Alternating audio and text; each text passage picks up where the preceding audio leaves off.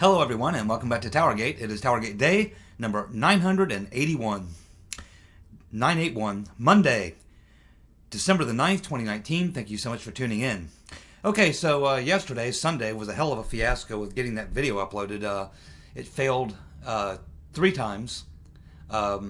So the issue was not with YouTube or anything like that. The issue was with my cable provider. Don't know what was going on with Time Warner, or well, now Spectrum. But internet access all day on Sunday was in and out. And as you know, if anytime you're uploading a YouTube video, you lose connection, the video stops. You have to re-upload it, start over. So that occurred. Of course, I usually upload overnight. So I woke up Sunday morning, saw the video failed. Went ahead and re-uploaded it, thinking, okay, it'll be up by noon, 1, something like that. Went out, came back, saw that that failed. Did it again, it failed again. That video finally uploaded last night. Day 980 video uploaded at about 25 after 8 p.m. So, in fact, too late to even give anybody time to vote for Dumbass of the Week or anything. So I'll have to get to the tally on the Dumbass of the Week on Monday. When I come in from work, I'll tally that up and get the results on Tuesday. Of course, Monday is going to be a really big day with Horowitz report coming out. I'm sure that'll occupy the video, but I will tally up the votes and we'll announce the winners, which will be posted up on Tuesday's video. So thank you for hanging in there. I'm sorry about that, but I have no control over my cable company, and you know, they had a bad period there for about 6 months. I was getting failed uploads, but it seems to have improved. And then of course this situation, I think Sunday was an anomaly. Maybe, I don't know, they had some issues with their lines or something, I don't know, but it was not a good day for uploading videos. Now that I know there's another issue a lot of people are thinking about, is this issue of apparently on the 10th YouTube, Google are going to purge a bunch of channels from YouTube. I don't really know where that stands at this point. At this time, YouTube has never, to my knowledge, taken down any of my videos.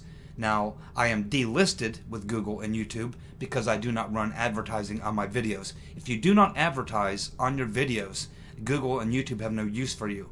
So you're really not even listed. In other words, if you go to YouTube, you type in the search box, Spygate, Durham investigation, Papadopoulos, or any of these terms that I would use as keywords on my channel, my videos will not come up. You know, they will just not come up. They're not in the listings.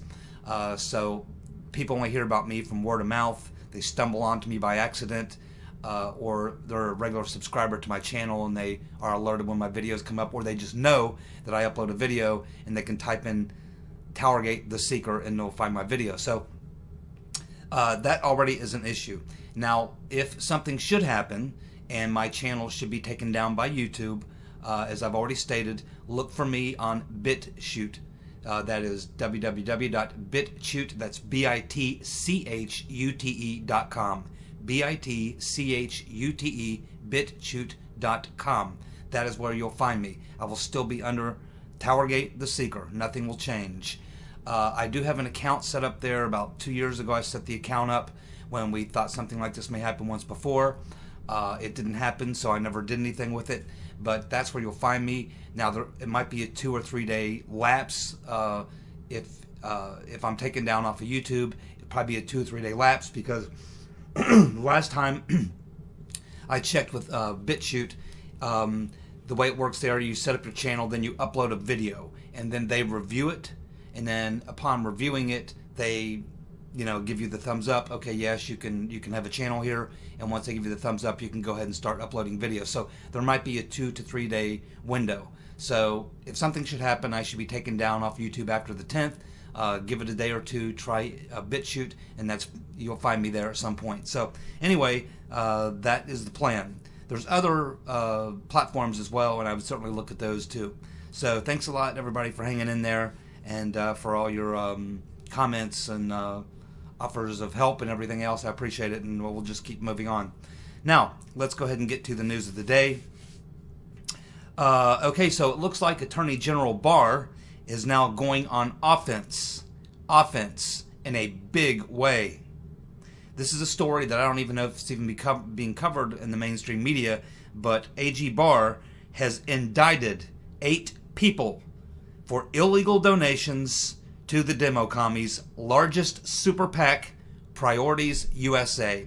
Priorities USA is the major Super PAC for the Democrats. It's always been a shady operation. It's been looked at before, but of course, Rodenstein wasn't going to do anything about it. Ray's not going to do anything about it.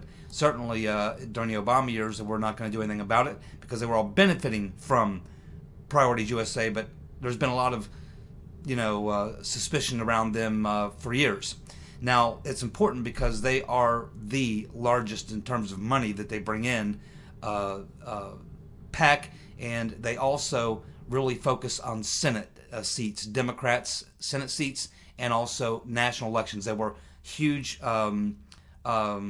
money raiser for the Right Reverend Clinton in 2016 and continue to raise money for the Right Reverend Clinton to this day. So this whole thing started with the arrest of George Nader, which we talked about in the previous video. But there were 7 more individuals who were indicted. Now, apparently, these indictments have been sealed and have been sitting there for a while. I guess since they got all the people. Once they got all the people, then the first indictment came out on Nader, and then the next day they unsealed the remaining indictments for a total of 8 people. They are all named and listed. So these indictments had been unsealed. The ringleader was the CEO, so that was the top guy. They got the CEO, and then they got the other 6 people below him, along with Nader, who's like a collector. Nader goes out and gets the money and brings the money to the Super PAC, and that's where a lot of the illegal money was coming from. So it looks like this CEO, this company, was essentially a payment processing company. So this is how they were able to run the criminal conspiracy, is they were using this payment processing company to do that, to hide the money. So it looks like they have been, it's a 53 count indictment. 53 count indictments. So you have multiple counts of concealing excessive contributions.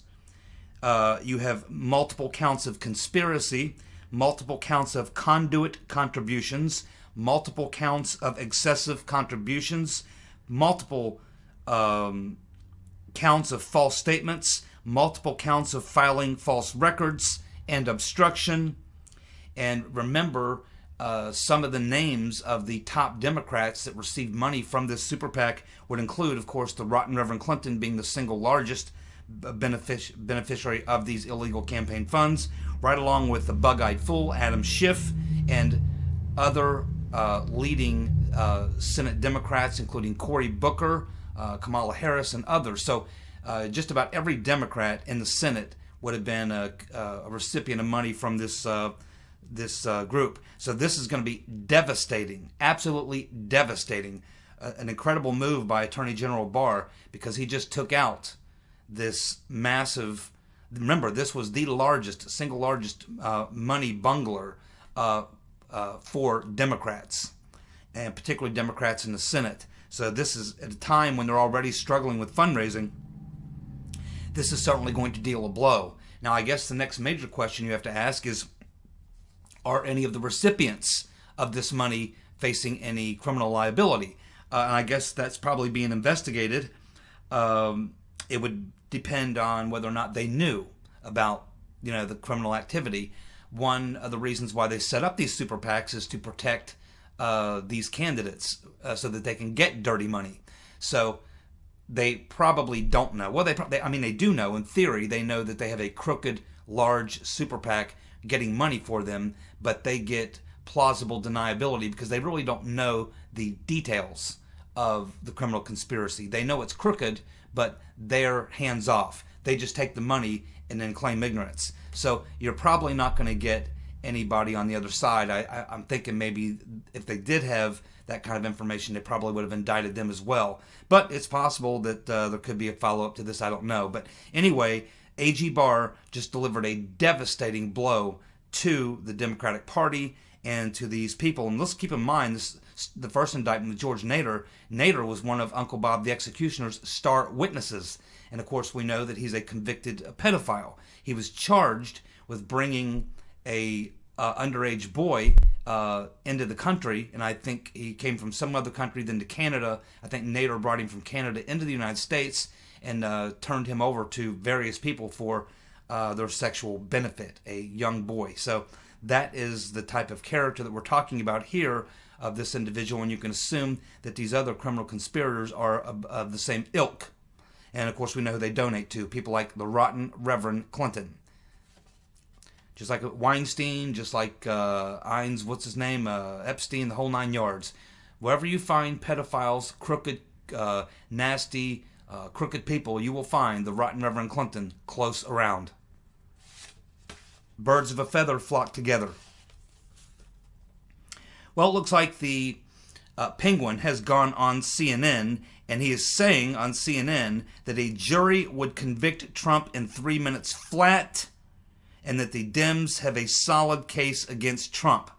And guess what major crime Nadler is going to be going for the impeachment? Treason. Nadler is going all out, my friends. He's going for treason. Now, treason's a very, very difficult thing to prove. I mean, treason requires... treason is this is mind-boggling, the fact that he could say with a straight face on CNN that they're going to go for treason. If you're throwing a ridiculous fake impeachment hearing, an inquisition, you might as well go all out and go for the most ridiculous thing you could possibly go for. Treason is just, it's not even, that's almost laughable. And I'm surprised that the CNN anchor didn't laugh in his face. But Nadler is a very sick man, because you can see when he's saying this that he's serious. He actually believes this.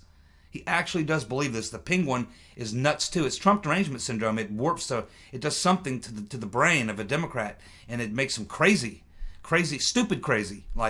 So there you go. The bug-eyed fool. They're going to go for treason. Says Trump would be convicted in 3 minutes. No, actually, the case would have been thrown out of court from the very beginning, because there's only one fact witness, one material witness, and the individual who is the only fact material witness said that on the phone call with Trump that he said there was no quid pro quo. And of course, there's much other evidence. Of course, we know that the investigation never happened into Biden or the Bidens, and the money was released. Now, they had no problem with Obama not releasing the money to Ukraine, and the reason Obama didn't do it is because he didn't want to mess up his position with the Russians, because he was counting on them to not give him any trouble with the Iran deal. So to get the Iran deal, Obama allowed the Ukrainians to go unarmed and put them at odds with the Russians there. So that would be where the real treasonous conspiracy would be. But of course, the Democrats had no problem with that then, because of course they're liars, frauds, and phonies. So there you go. That's the long and short of it. Lindsey Graham was on Maria Bartiromo on Sunday morning, and probably one of the most confusing interviews I've ever seen him do. He looked like he just woke up and got out of bed. First of all, he didn't look like he was, all there. Like he just woke up or something. You can see that Maria Bartiromo was clearly overly exercised when Graham made it clear to her that he was not going to subpoena Schiff and that or any other members of Congress, and that he would really prefer not to even have a trial in the Senate, and that he would try, at the very first thing he would try to do if the hearings do come to the Senate, if there is impeachment, he said the first thing he's going to try to do is get the 51 votes to kill it without anything happening at all. Just to start the hearings, have a vote. Do you got 51 votes to stop it from even going forward? And if so, bam, it's over. No hearings whatsoever. And I think that would be a tremendous disaster. And I cannot imagine Lindsey Graham doing that. That would be just such a slap in the face. I cannot believe it. Once Trump has been on the record impeached, which happens in the House, once it comes to the Senate, Trump has officially been impeached. Now, once that's been done, the damage is done. The only thing left will be having the trial in the Senate, where he will win.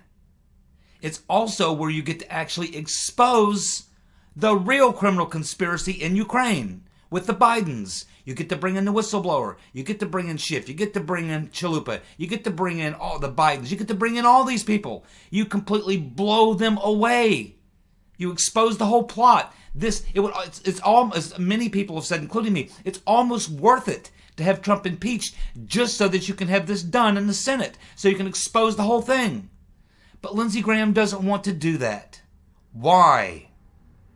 Now, we already know that largely the reason he's not had any hearings up at this point over the Spygate issue is because he doesn't want his friend, the late Senator Magoo, to be exposed. But I suggest that possibly he could be exposing himself. He might also have somewhere in the details that he would have been involved in some of this. And I'm starting to wonder if in this whole Ukraine thing that he's got some sort of liability. It's again, Maria Bartiromo she flipped out. And I just could not believe that he said that. So I don't know what's going on there.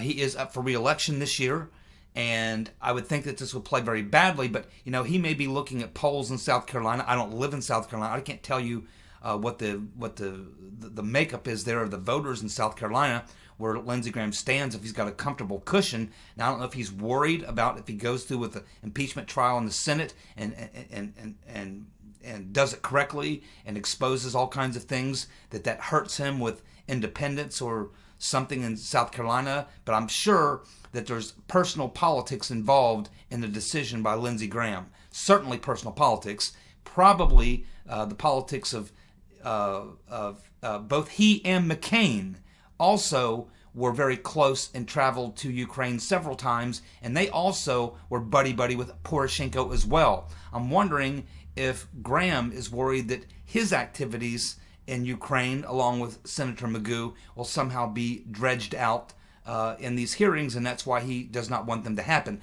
There is something that Lindsey Graham is trying to protect, and it's probably his own ass, because otherwise you would never, ever, ever miss this opportunity. As a politician, you would never miss this opportunity. It's an opportunity to air the entire thing out. So, fortunately, we still have Ron Johnson and Chuck Grassley, and they have committees in the Senate which could look into things involving Ukraine as well. We can only hope that maybe Grassley or Johnson will do something, because it's looking like Graham is going to sell us down the river.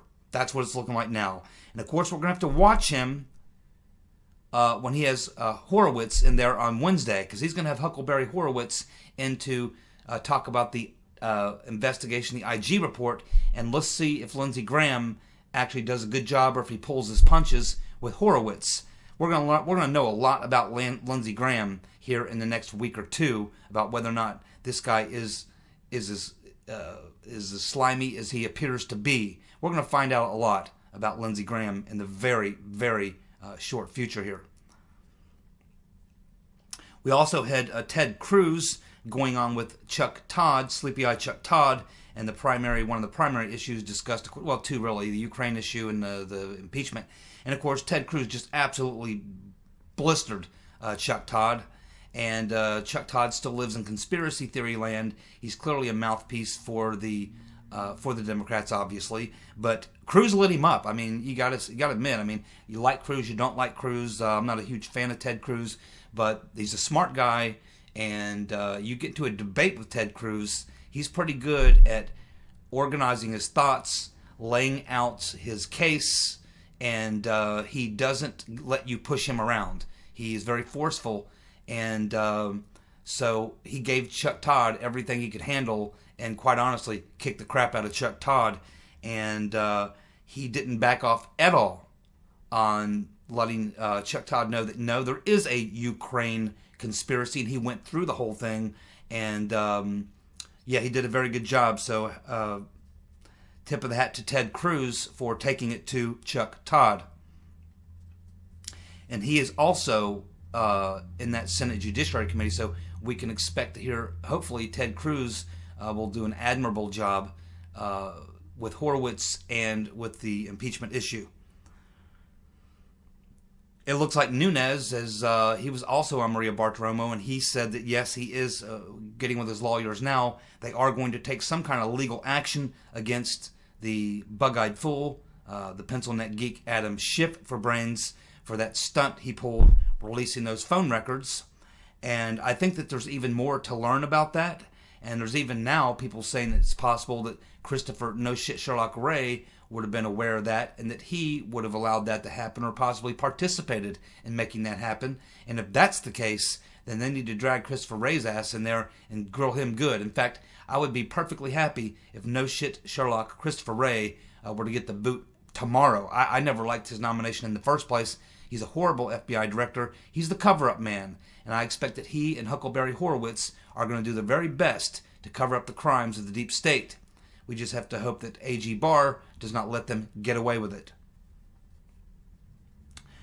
Giuliani also, there's a video out showing Giuliani with this prosecutor who came in after Biden had that prosecutor fired Sorkin. They have this guy fired. Then in comes this prosecutor Lyshenko. Now Giuliani is now in deep consultation with him. Lyshenko's given him everything, documents. Lyshenko wants to come back to the U.S. and testify to the Senate Judiciary Committee. Although Lindsey Graham is a weak man and will not want this, because I don't think Lindsey Graham wants the Ukraine thing exposed, because both he and Senator Magoo have a lot of issues there. So it may have to go to Grassley or Johnson. But Giuliani is not apparently even messing around with the Congress. It appears that he's going to take the documents directly to Attorney General Barr. We also, now One American News Network is actually covering this story, and they did a major expose on it. There's various parts to it. The part 1, part 2 is already out. Later this week we'll get the remaining parts, where the reporters actually sitting down with Giuliani and Lyshenko, and they're talking through these things. And Lyshenko basically told One American News that straight up Yovanovitch lied. She lied in her testimony 2 or 3 times. And so Lyshenko, he wants to go testify to, and he's got documents to prove she's lying. He's going to go back. He wants to go testify to the Senate. Whether or not Attorney General Barr will want to speak to him, I don't know. But Giuliani is going to personally deliver the documents from Lyshenko to Attorney General Barr regarding the Ukraine thing. And Lyshenko is going to make himself available to come and testify, to speak to Barr, to speak to Congress, to anyone who will listen. And he will present the documents and lay out the case to prove there was a bad deal going on there with Burisma, with the Bidens, Lyshenko, the Democrats working with corrupt Ukrainians, interfering in the 2016 election, the whole 9 yards. He's got it all, and he's willing to come testify under oath to all of it. And he's quite believable. So we will see if there's any follow-up to that. Hopefully Attorney General Barr will move on that.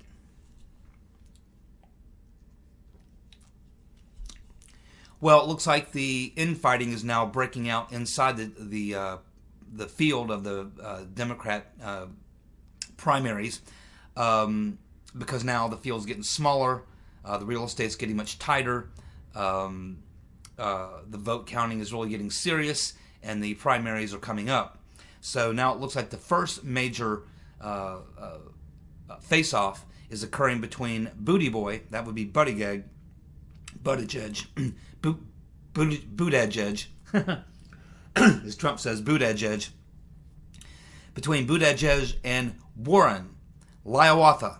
So now we have Warren. She's now claiming that Mayor Pete is involved in sketchy fundraising activities and fundraisers, and Buttigieg is countering that by questioning things regarding Warren's taxes and her, I guess, money that she raised in the past from big corporations for her Senate campaign, that she rolled into her presidential campaign, because she's been out there saying, well, I don't take big corporate money, I'm not taking the big corporate money, whatever. But no, she's not taking the big corporate money because she already did in her Senate campaigns, and she rolled all that money into her presidential campaign, so she didn't have to. She already had a big leg up in fundraising because of all the corporate money she had previously. So other people have pointed it out. Now Mayor Pete is pointing that out. So it looks like the first real head-to-head is going on between Buttigieg and Hiawatha. I don't really know who wins that fight. They're both pretty weak. They're both pretty crooked. Neither of them have a shot of a snowball in hell of being president. But I think that both of them, I think Buttigieg could possibly be a VP. I've always thought that that's what he's running for, VP. Warren,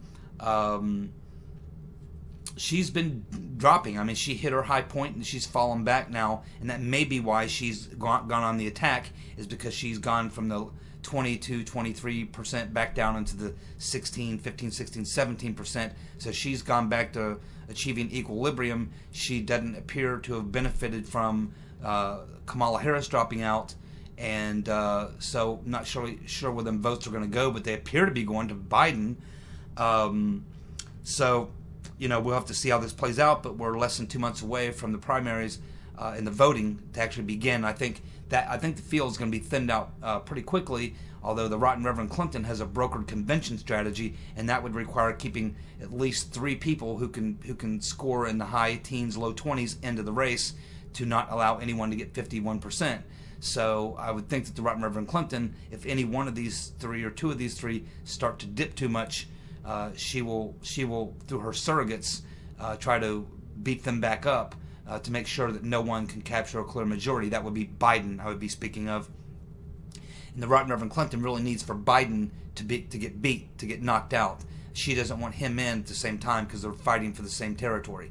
So that's what the Rotten Reverend Clinton ultimately wants, is for Biden not to drop out as much as for Biden to lose in the primaries, to lose the first 2 or 3 primaries, not come in the top 2, maybe get a 3rd place finish or something like that in the 2 primaries, or worse, in which case he would be unviable, in which case then you would get her. Now, the Draft Hillary campaign, which she began back in the mid to late summer, has not worked out at all. In fact, the Draft Hillary campaign has failed so badly that she can't really, even with all her resources, she cannot get the Draft Hillary campaign going. So she's had to resort to an embarrassing tactic of having to be the voice of the Draft Hillary campaign by coming out and telling everyone who will listen that there are lots and lots of people calling her every day, telling her, many people telling her how she's got to get in the race.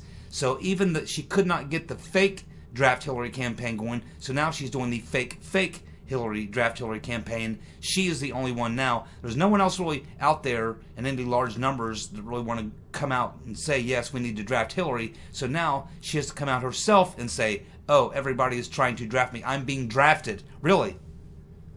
Everyone's calling for you to jump in the race? Where are they? No, just people calling her on the phone.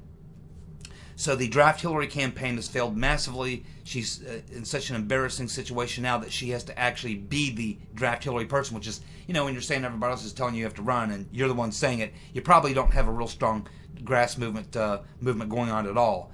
But that's how embarrassing it is. But the Rotten Reverend Clinton will not be denied her power. She has every intention of jumping into this thing. She's just trying to figure out the best way to do it. It's not a question of whether or not she's going to jump in the race. Look, my friends, who in the hell are we looking at on the Democrat side? You have the top 3, Biden, Warren, and Sanders. That's it.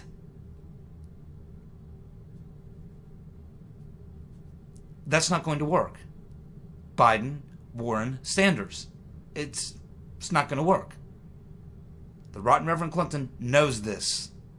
She is not going to let this opportunity pass her by. Now, I think her plan was to have Trump either impeached and driven out of office, or impeached and damaged so badly that he'll be weak enough that she has a shot at beating him. But he is likely going to come out of this stronger than he went in. And that will give her pause. But the only thing that she will do at that point is, okay, well, that didn't work. What can we try next? And she and her cronies will find something else. And this idea that once the impeachment fails, that Democrats will move on and get off of this is crazy. They're not going to move on and get on with this because the right Reverend Clinton is driving most of it, and she needs Trump being beat on up until November 4th of 2020 when we go to vote. That's the only hope she has. And even once he wins re-election, they'll start the impeachment up day one after he gets re-elected overwhelmingly. They'll start the impeachment stuff again. They'll never, ever, ever stop. As long as he is president of the United States, the demo commies led by the Right Reverend Clinton are going to be looking to take him out. And that's just the way it is. That's why we not only have to re-elect President Trump, we have to win back the House to take away their power.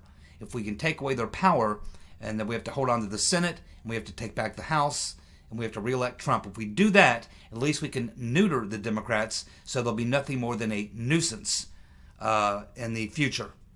But they won't be able to stop progress that the country needs to make. And of course we have quid pro quo Joe. He just continues to make gaffe after gaffe. I mean, you cannot cover them all. I guess some of you heard that latest gaffe where he's talking about, he goes off on a rant about spaghetti. And I mean, it's just, this guy is, I don't know what's going on. I mean, his mind is gone. And now he is literally getting hit with questions about Ukraine and his son's activities in Ukraine. I'm sure this is coming from the Right Reverend. Because now these reporters who wouldn't touch it even up until a week ago are now all over him in Iowa. Left-wing reporters who are now hitting him on Burisma, Ukraine, his son. So now even left-wing reporters are asking him about this every chance they get. And he just continues with the same response that it's all a lie, that it's never been proven, there's no truth, it's been investigated, it's the whole 9 yards. He literally, for whatever reason, doesn't have anything else to say about it other than repeating the same things, all of which are untrue. And they're starting to call him out on these things, which he is saying is untrue. You would think by now his campaign staff would have come up with something that he could say. The easiest thing to say is, look, it's the way the world works. It's the way politics works. If you're a famous politician, there are going to be people who are going to approach your kids or your friends because they think it's going to get you access or what have you. But hey, I just want you to know they may do that stuff, but it's still not going to affect my decisions or something like that. This is what the Right Reverend Clinton said about her connections with the Clinton Foundation and all those donors and all that kind of stuff. Hey, it doesn't affect any of my decisions, So that's what you say. What you don't say is, oh, there's no evidence. None of this stuff happened. When in fact there's clear evidence that stuff happened. He's not living in the real world. And I guess the issue that Democrats, in particular journalists, are understanding is, look, the Democrat media being friendly to him and his opponents not taking him on this is not helping him, because if he were to win the nomination, he gets in the general election, this stuff is going to be front and center, and Trump is going to beat him every single day on Ukraine. The entire campaign, every day, Trump will be tweeting. When he gets into debates with Trump, Trump's going to be unrelentless about taking him to task for Ukraine and all this other stuff. So, I think that the Democrats are trying to figure out that they've got to clean this mess up with Biden or just get rid of him altogether, but they have no one else to turn to other than the Right Reverend Clinton. So, anyway, yes, by the time you're watching this video, the Horowitz report will likely have been released. It will take a while to read through it. I expect that by sometime Monday afternoon, with as many people as they're going to have reading it, and some of these committee staff members reading, I imagine we'll have dozens of people to try to digest it. It's I understand close to 1,000 pages. Though as many people as possible reading it, so they can get the information as quickly as possible. But I would expect by tomorrow night that we'll have enough information to get a general idea whether or not Horowitz was successful at running a whitewash, or whether Barr was successful at putting his foot in Horowitz's butt and making him tell the truth. We're going to find out by this time tomorrow. Thank you so much for tuning in. You guys have a good night. Bye.